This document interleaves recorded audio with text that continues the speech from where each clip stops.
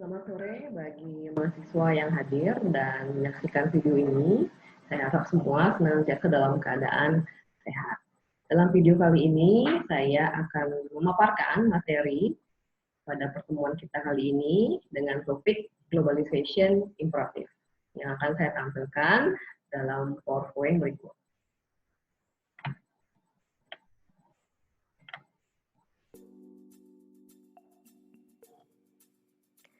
Pada pertemuan kali ini, saya akan membahas chapter 1, yaitu Globalization Imperative, atau faktor-faktor yang dapat mendorong terjadinya globalisasi.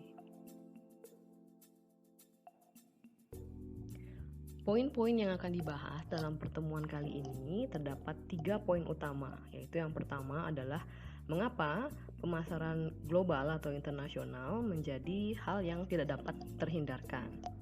Poin yang kedua adalah konvergensi dan divergensi pada pasar konsumen. Poin ketiga adalah evolusi dari pemasaran global. Dan yang keempat terdapat appendix yang terdiri atas bacaan-bacaan lanjutan bagi mahasiswa yang ingin mempelajari lebih dalam mengenai pemasaran global. Sebelum memasuki materi utama, perlu saya sampaikan beberapa poin introduction atau materi-materi perkenalan terkait dengan terms atau istilah yang akan kita gunakan di slide-slide berikutnya. Yang pertama adalah apa definisi dari globalisasi, terutama pada aspek perdagangan, yaitu adalah kelancaran arus perdagangan barang dan jasa antar negara. Sebetulnya aktivitas pemasaran global atau internasional sudah terjadi sejak beberapa abad sebelumnya yang tercatat di beberapa peradaban. Bahkan jauh sebelum adanya jalur sutra yang menghubungkan antara timur dan barat, yaitu Xi'an di Cina dan Roma. Jadi jalur ini merupakan jalur yang ditempuh oleh pedagang untuk mendistribusikan sutra ke berbagai negara. Gambar berikut menunjukkan pertumbuhan nilai dari ekspor global pada beberapa dekade terakhir. Tampak dalam gambar bahwa nilai ekspor global mulai meningkat secara signifikan sejak tahun 1970-an. Di tahun 1970 ini merupakan era revolusi industri dimulai. Revolusi industri ini merupakan perubahan yang cukup besar terjadi pada aspek manufaktur, di mana proses manufaktur yang awalnya didukung oleh tenaga manusia maupun hewan, kemudian digantikan oleh tenaga mesin, sehingga pabrik-pabrik dapat memproduksi produk dalam jumlah yang besar. Hal ini memicu globalisasi terjadi di mana kelebihan produk tersebut kemudian dipasarkan ke luar negeri. Tampak bahwa sejak 1970 nilai ekspor global meningkat secara signifikan dari tahun ke tahun dan sampai dengan tahun 2000-an ini.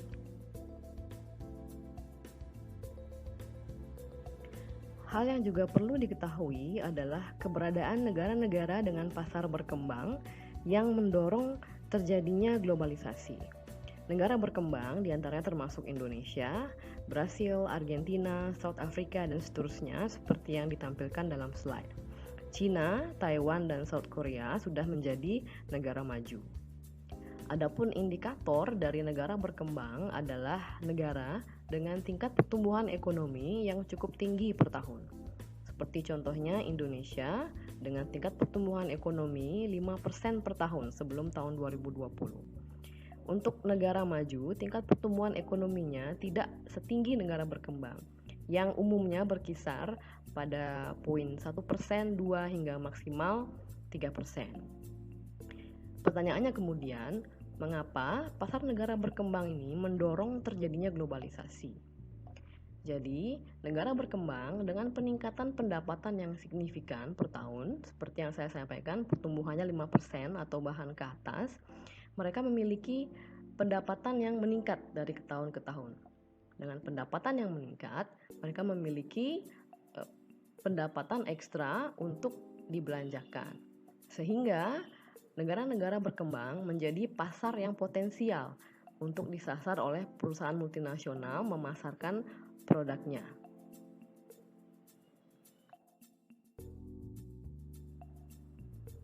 Kita masuk ke materi utama, yaitu yang pertama, alasan mengapa pemasaran global menjadi hal yang tidak dapat dihindarkan. Alasan yang pertama adalah saturasi dari pasar domestik atau pasar domestik yang telah jenuh. Perusahaan yang beroperasi di dalam negeri umumnya dari waktu ke waktu mendapatkan perlawanan dari pesaing-pesaing baru yang muncul. Namun hal ini seringnya tidak diiringi dengan peningkatan jumlah konsumen, sehingga terjadi penurunan pangsa pasar.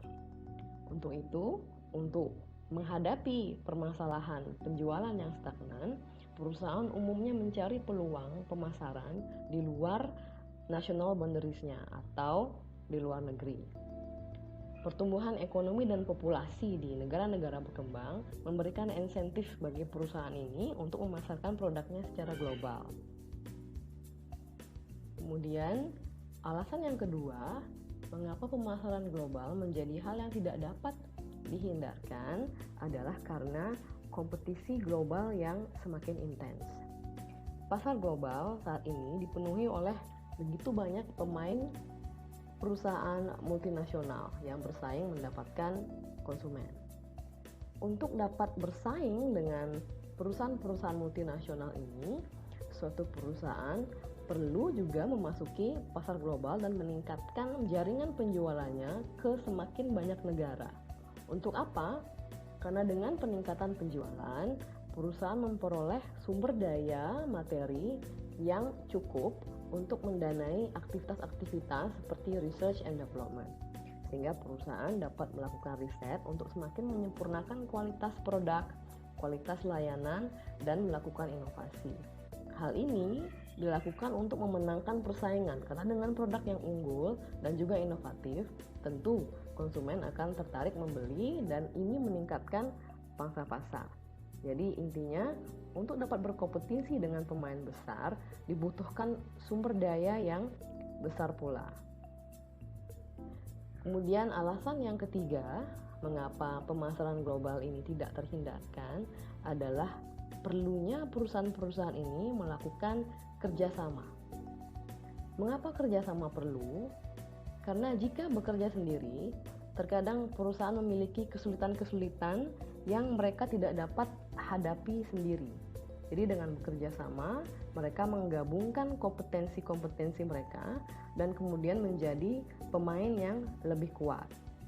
Contohnya adalah saat Kellogg bekerja sama dengan Wilmar International Food dalam memasuki pasar Cina.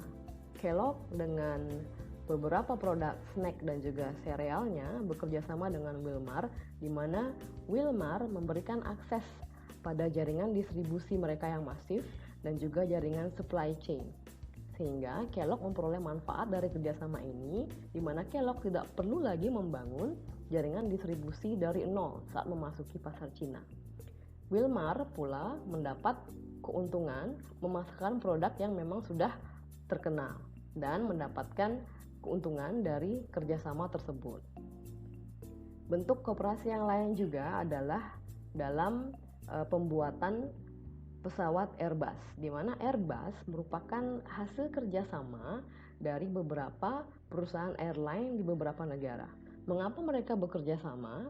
Karena saat ini biaya untuk melakukan research and development, apalagi untuk produk seperti pesawat, sangat tinggi, sehingga tidak mungkin bagi satu perusahaan saja untuk mengembangkan suatu armada penerbangan yang inovatif. Jadi beberapa airlines bergabung untuk menyatukan kompetensi mereka dan dana mereka sehingga mereka bisa menghasilkan satu prototipe Airbus.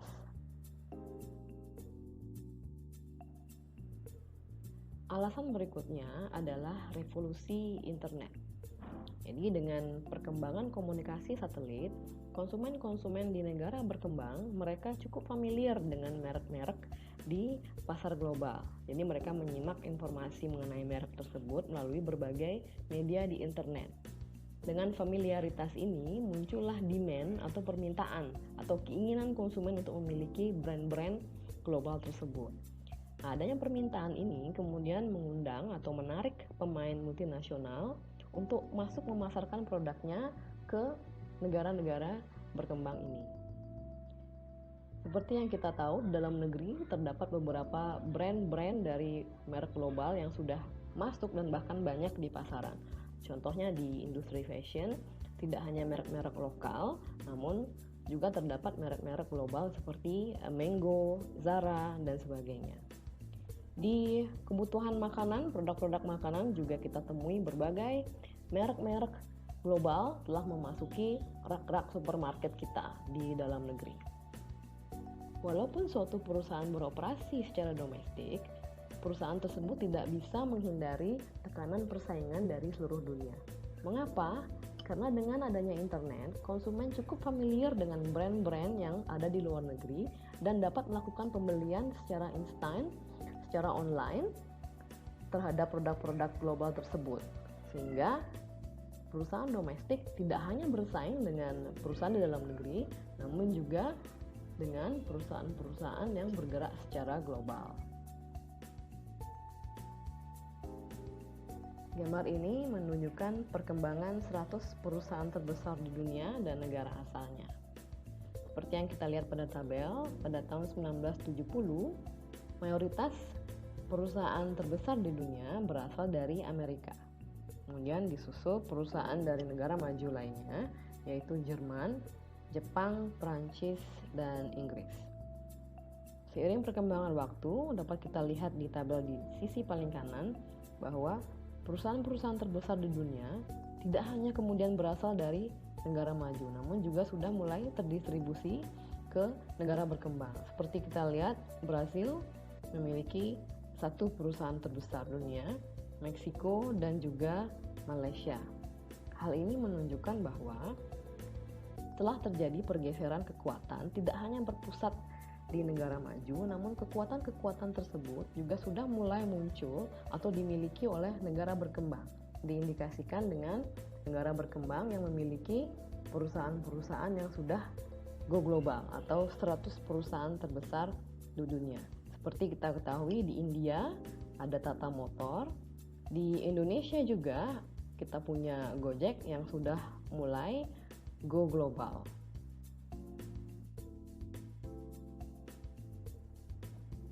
Kita masuk ke materi yang kedua, yaitu konvergensi dan divergensi pada perilaku konsumen. Kita akan membahas yang pertama, yaitu konvergensi atau perilaku konsumen di seluruh dunia mulai serupa. Poin yang pertama, yaitu pendapatan per kapita merupakan indikator penting dari perilaku konsumen. Saat pendapatan per kapita satu negara atau masyarakat satu negara lebih rendah daripada level tertentu, mereka hanya bisa memenuhi kebutuhan pokoknya seperti makanan, pangan, sandang, dan papan. Kemudian, saat pendapatan per kapita naik di atas level tertentu ini ditentukan oleh harga basket of goods di satu negara atau biaya hidup di satu negara.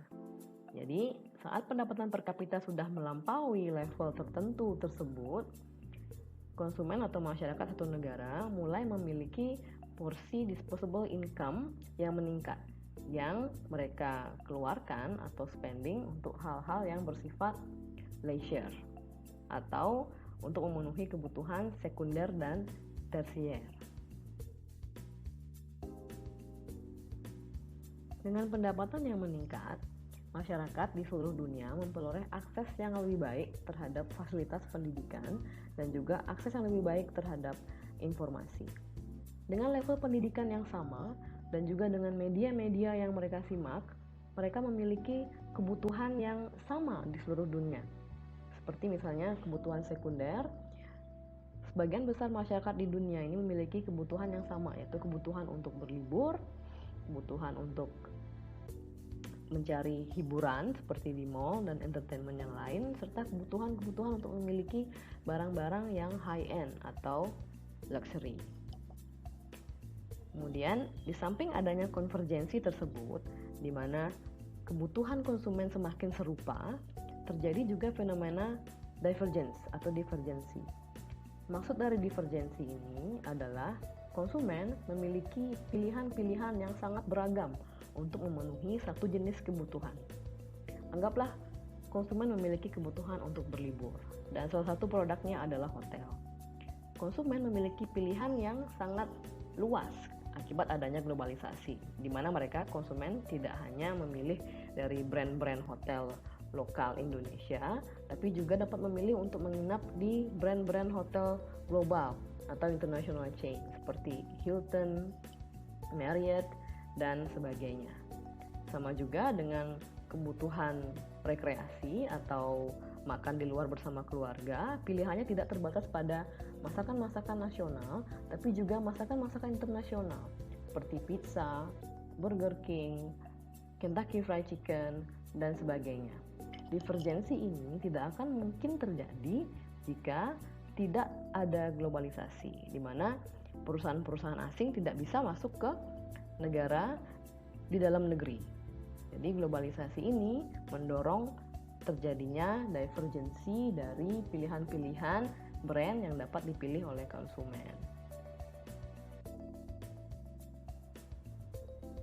Bahasan berikutnya adalah international trade dan international business. International trade atau perdagangan internasional terdiri atas ekspor dan impor. Katakanlah ekspor dan impor antara Indonesia dengan negara-negara lainnya. Jika impor Indonesia melebihi nilai ekspornya, maka neraca perdagangan mengalami defisit. Begitu pula sebaliknya, jika impor lebih kecil daripada ekspor, maka neraca perdagangan mengalami surplus. Kemudian, apa yang dimaksud dengan international business? International business adalah konsep yang lebih luas yang termasuk di dalamnya international trade dan juga produksi asing. Jadi, perusahaan dapat memasarkan produk mereka dalam 3 cara. Yang pertama, mereka dapat mengekspor produk mereka ke luar negeri yang tercatat dalam transaksi ekspor-impor. Kemudian cara yang kedua, perusahaan dapat berinvestasi di negara lain dalam bentuk fasilitas manufacturingnya, atau perusahaan membangun pabrik di negara lain yang mereka miliki sendiri untuk memproduksi produk-produk mereka dan dipasarkan di negara tersebut. Katakanlah sepatu merek Adidas yang memiliki pabrik di Vietnam untuk memproduksi sepatu-sepatu mereka. Sepatu-sepatu hasil pabrik tersebut akan dipasarkan di Vietnam dan negara-negara tetangga. Kemudian cara yang ketiga, perusahaan dapat mensubkontrakkan manufacturing kepada perusahaan lain di negara lain, di luar negara asal perusahaan tersebut. Katakanlah Apple yang mengkontrakkan atau mensubkontrakkan manufacturing dari smartphone-nya ke salah satu perusahaan di Cina untuk memproduksi smartphone mereka yang akan dipasarkan ke seluruh dunia. Di subkontrak ini dapat dilakukan melalui licensing atau perjanjian joint venture.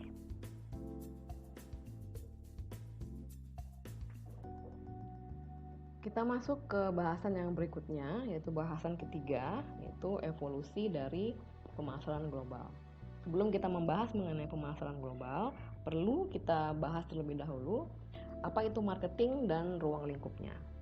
Jadi seperti yang ditampilkan pada slide, marketing atau pemasaran meliputi kegiatan perencanaan konsep produk, perencanaan penetapan harga, program promosi, dan juga distribusi produk kepada konsumen. Jadi semua kegiatan ini ditujukan untuk menciptakan kepuasan konsumen dan loyalitas konsumen. Di intinya, pemasaran bertujuan menciptakan produk dan layanan yang bernilai bagi konsumen. Bernilai maksudnya adalah dari segi benefit, produk atau layanan tersebut lebih tinggi daripada cost yang harus dibayarkan atau cost dalam bentuk yang lain. Marketing juga lebih dari sekedar menjual dan melibatkan lebih banyak pihak-pihak, yaitu stakeholder. Jadi pemasaran secara holistik tidak hanya bertujuan untuk meningkatkan kepuasan konsumen dan juga menciptakan profit bagi perusahaan, tapi juga bermanfaat atau bernilai bagi stakeholder. Stakeholder adalah pihak-pihak yang memiliki kepentingan terhadap operasi perusahaan. Contoh dari stakeholder, contohnya adalah karyawan. Jadi upaya pemasaran Setidaknya juga mampu memenuhi kebutuhan dari karyawan seperti gaji yang layak dan jam kerja yang layak. Stakeholder yang lain adalah masyarakat sekitar, di mana dari operasi perusahaan, masyarakat diharapkan memperoleh benefit atau nilai dari aktivitas perusahaan tersebut. Katakanlah perusahaan suatu rumah sakit, mereka mengadakan general check-up gratis bagi masyarakat sekitar. Hal ini disebut sebagai kegiatan CSR atau Corporate Social Responsibility.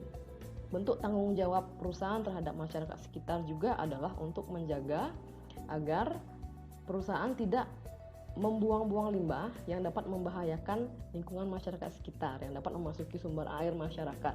Contohnya, stakeholder yang lain adalah pemerintah, di mana pemerintah juga memiliki kepentingan terhadap operasi perusahaan dalam bentuk pajak yang dapat disetorkan oleh perusahaan pemerintah untuk mendanai pembangunan infrastruktur dan fasilitas-fasilitas yang lainnya. Stakeholder pemerintah juga mendapat manfaat dari adanya operasi perusahaan, yaitu dengan dibukanya lapangan pekerjaan bagi masyarakat sekitar, di mana hal ini dapat mendorong peningkatan pendapatan dan aktivitas ekonomi di daerah tersebut.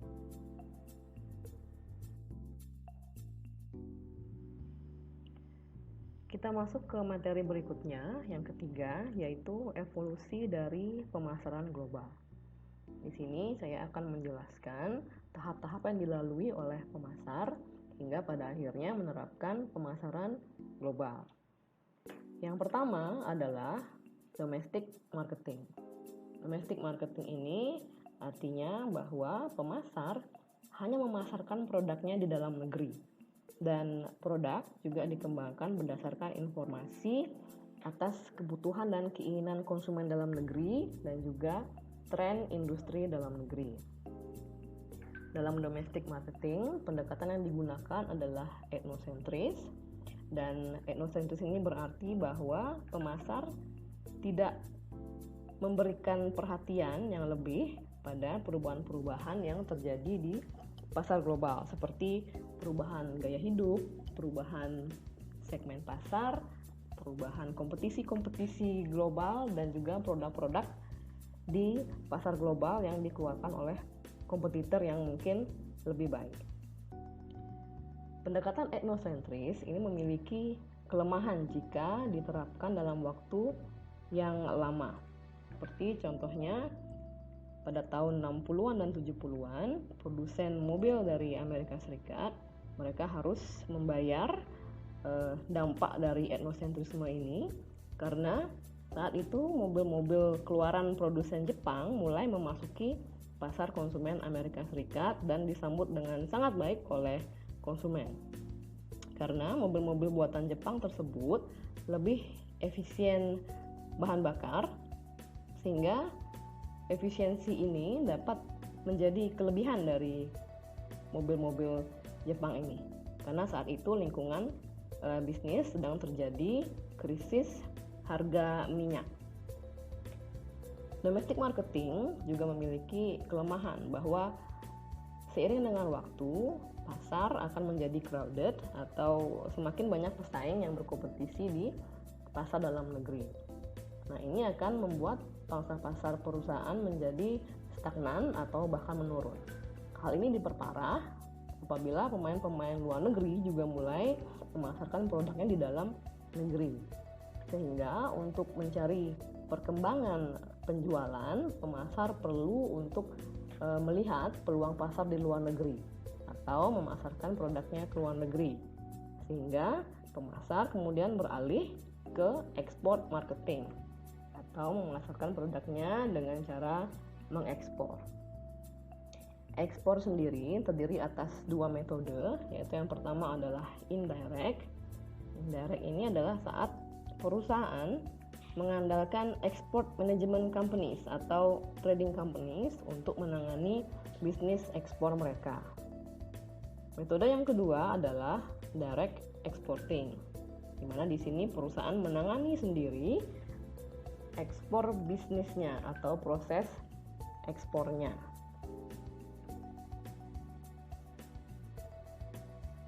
Perlu dipahami bahwa dalam ekspor marketing, pemasar masih mempergunakan pendekatan etnosentris, di mana mereka hanya memasarkan produk dalam negeri ke luar negeri tanpa melakukan modifikasi-modifikasi pada produknya untuk menyesuaikan kebutuhan konsumen di luar negeri.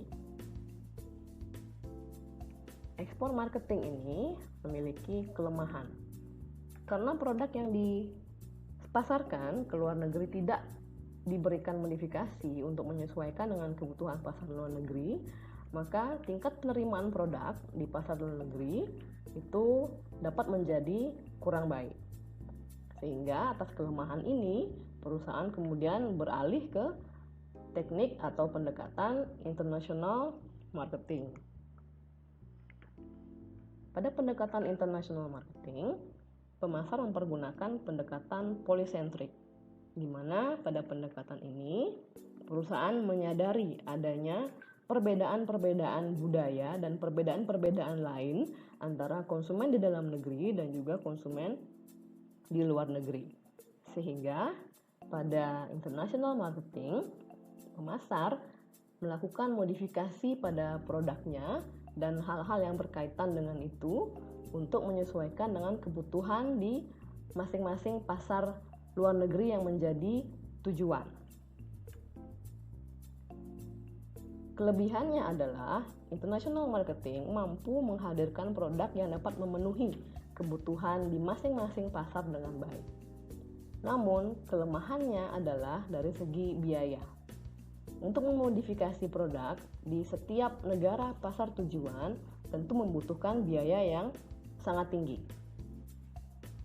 Atas kelemahan itu, pemasar kemudian beralih ke teknik pendekatan pemasaran yang berikutnya.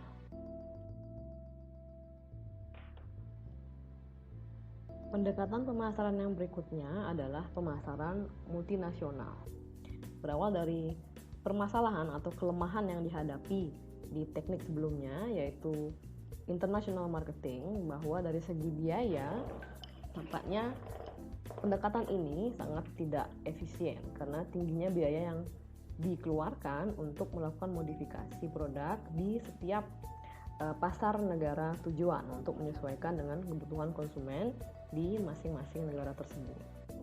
Multinational marketing menggunakan pendekatan regional, di mana pemasar mencari kesamaan konsumen dalam level regional. Katakanlah di region Asia, pemasar makanan mencari kesamaan preferensi konsumen di Asia ini, yaitu konsumen cenderung menyukai makanan dengan taste yang pedas. Sehingga pemasar memutuskan untuk menciptakan produk makanan dengan cita rasa yang pedas yang ditujukan pada pasar Asia. Sehingga inti dari multinational marketing ini adalah standarisasi yang dilakukan untuk menyesuaikan dengan kebutuhan di satu region, sehingga biaya dapat lebih dihemat dibandingkan dengan pendekatan sebelumnya. Pendekatan berikutnya adalah global marketing atau pemasaran global. Dalam pemasaran global, sudut pandang yang digunakan lebih luas dari multinational marketing, di mana multinational marketing menggunakan pendekatan regional, global marketing mempergunakan pendekatan global. Artinya, pemasar mencari kesamaan preferensi konsumen di seluruh dunia sehingga mereka dapat melakukan standarisasi pada produknya.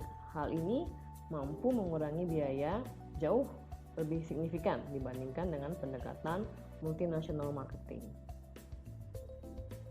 Kita menyadari bahwa tidak semua jenis produk dapat distandarisasi di seluruh dunia. Untuk produk-produk elektronik seperti smartphone, mesin cuci, dan yang lain-lain, mungkin bisa distandarisasi dengan sedikit modifikasi atau bahkan tanpa modifikasi untuk dipasarkan di seluruh dunia, dan itu mampu memenuhi kebutuhan konsumen di seluruh dunia. Namun jenis produk yang lain yang umumnya terikat dengan kebudayaan setempat, seperti contohnya makanan, standarisasi menjadi agak sulit untuk dilakukan. Namun, pemasar global berusaha untuk mencari kesamaan apa yang ada di konsumen seluruh dunia pada jenis produk tersebut. Katakanlah produk dari McDonald's, mereka bergerak di bidang makanan, namun mereka tetap berusaha mencari kesamaan apa yang ada di konsumen seluruh dunia. Jadi mereka dituangkan dalam menu seperti ayam goreng yang bisa diterima oleh konsumen seluruh dunia dan burger.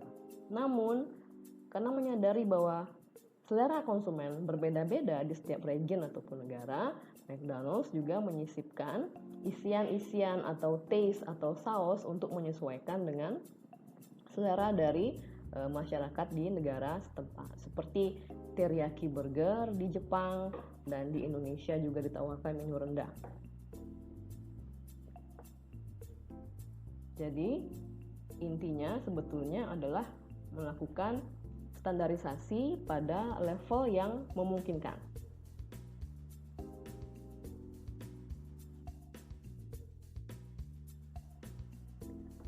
Pada gambar ini dijelaskan rangkuman mengenai transisi atau tahap evolusi pemasaran global. Dimulai dari domestic marketing, seperti yang sudah dijelaskan sebelumnya, bahwa fokusnya adalah ke pasar domestik, di mana pengembangan produk ditujukan sesuai dengan kebutuhan dan keinginan pasar domestik dan juga tren industri domestik. Kelemahan dari domestic marketing adalah jenuhnya pasar domestik dan juga mulai masuknya pemain-pemain asing untuk merebut pasar dalam negeri. Sehingga hal ini menyebabkan transisi pemasar untuk mempergunakan kemudian teknik ekspor marketing, yaitu mencari pertumbuhan penjualan di luar negeri dengan mengekspor produknya ke luar negeri. Yang perlu diperhatikan bahwa pada ekspor marketing, pemasar masih tetap mempergunakan pendekatan etnosentris, di mana produk yang dipasarkan masih tetap produk yang sama dengan apa yang mereka pasarkan di dalam negeri.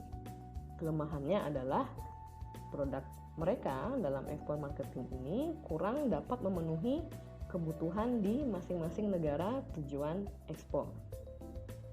Untuk itu, pemasar beralih ke international marketing, di mana di dalam pendekatan ini mereka memodifikasi strategi pemasaran mereka untuk menyesuaikan kebutuhan masing-masing negara, baik dari segi produk, pricing, promosi, dan sebagainya.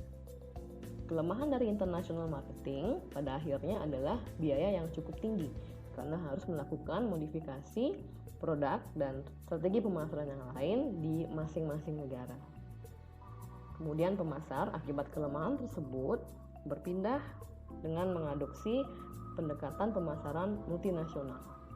Dalam pendekatan multinasional, pemasar mempergunakan pendekatan regional, di mana mereka mencari kesamaan preferensi konsumen dalam satu region sehingga mereka bisa menawarkan produk terstandar yang ditujukan bagi konsumen pada satu region Asia, region Eropa, dan sebagainya. Dalam pendekatan ini, biaya dapat dihemat secara signifikan.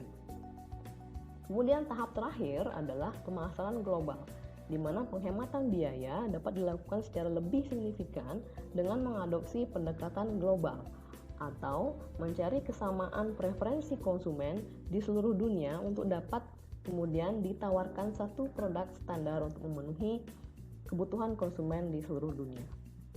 Untuk semua jenis produk terdapat variasi. Ada jenis produk yang dapat dilakukan standarisasi penuh, terdapat jenis produk yang lain yang tidak dapat dilakukan standarisasi penuh.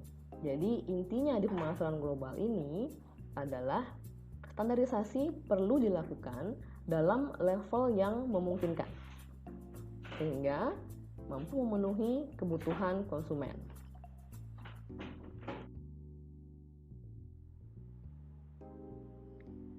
Perlu saya sampaikan pada bagian appendix, mahasiswa dapat menemukan atau membaca berbagai teori-teori yang berkaitan dengan perdagangan internasional dan perusahaan multinasional. Jadi untuk menambah pemahaman mahasiswa dapat menyimak bacaan-bacaan yang ditampilkan di appendix pada buku referensi yang sudah saya sediakan.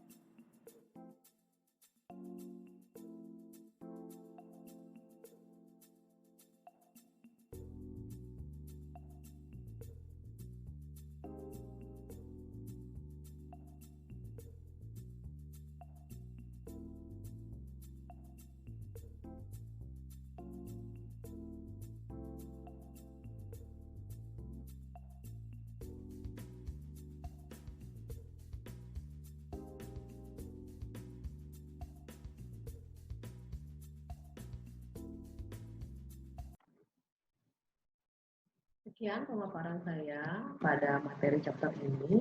Semoga dapat meningkatkan pemahaman mahasiswa pada topik ini. Terima kasih atas atensinya. Kita berjumpa kembali di video berikutnya.